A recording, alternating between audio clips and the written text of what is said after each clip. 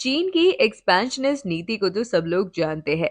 हाल के कुछ सालों में चीन ने कुछ देशों पे कब्जा करके या उनके कुछ भूभाग को विवादित बताकर उन पर अपना हक जताया है। चीन ने कुछ सालों में तिब्बत, उत्तर भारत के कश्मीर और अरुणाचल में लगातार अपनी पकड़ बनाने की कोशिश की है। अभी वो ताइवान को भी अपने कब्जे में करने की कोशिश कर रहा है।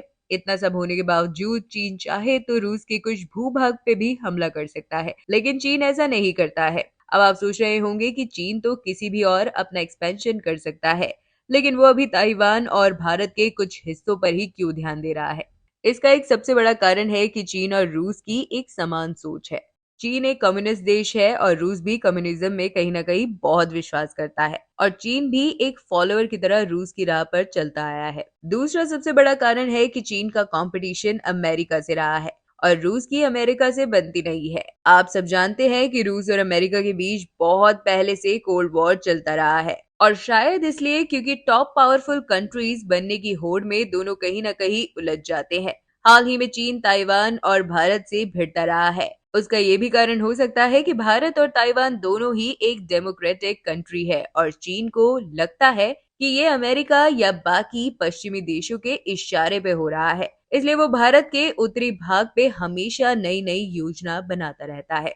हम ये नहीं कह सकते कि हमें चीन से दोस्ती कर लेनी चाहिए, लेकिन कहीं ना कहीं हमारी इकोनॉमी और सोच को बढ़ाना होगा और पश्चिम के देशों पे निर्भरता को कम करते हुए अपने आप पे निर्भर या आत्मनिर्भर बनना होगा। चीन भी यही कर रहा है। अमेरिका में काम करने वाले चीनी लोग अपने देश वापस आके नई नई कंपनी स्टार्ट कर रहे हैं और फेसबुक, गूगल आदि कंपनीज को अपने देश से आगे नहीं बढ़ने दे रहे।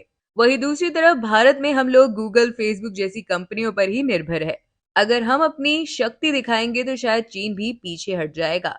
नेताजी सुभाष चंद्र बोस और भगत सिंह ने एक सपना देखा था कि भारत भी एक कम्युनिस्ट राष्ट्र बने और आगे बढ़े, लेकिन हमने पश्चिम के देशों को कॉपी करके डेमोक्रेसी या लोकतंत्र में विश्वास किया, और दुर्भाग्य की कोई अच्छा लीडर भी हमें बोस के बाद मिल नहीं पाया। अगर भारत भी कम्युनिज्म पे विश्वास करता तो शायद हमारे देश का विभाजन नहीं होता और हम कश्मीर के कुछ भाग, तिब्बत और अरुणाचल के कुछ भागों को नहीं खोते और धर्म और जाति के नाम पे भी ज्यादा नहीं लड़ते और एक बहुत ही पावरफुल देश के रूप में सामने आते। एक बार फिर बता दें कि कम्युनिज्म का मतलब डिक्टेटरशिप नहीं होता, बल्कि एक पावरफुल लीडरशिप होती है जो सबको एक करती है और अपने हक के बारे में बताती है। सबको यही लगता है कि चीन और रूस में किसी चीज की आजादी नहीं है, लेकिन ऐसा नहीं है। अगर डिक्टेटरशिप होती तो नेताजी बोस कभी इसका समर्थन नहीं करते। भारत में लोकतंत्र होने के बावजूद बहुत सी पाबंदियां हैं और यहाँ के नेता भरपूर भ्रष्टाचार करते हैं।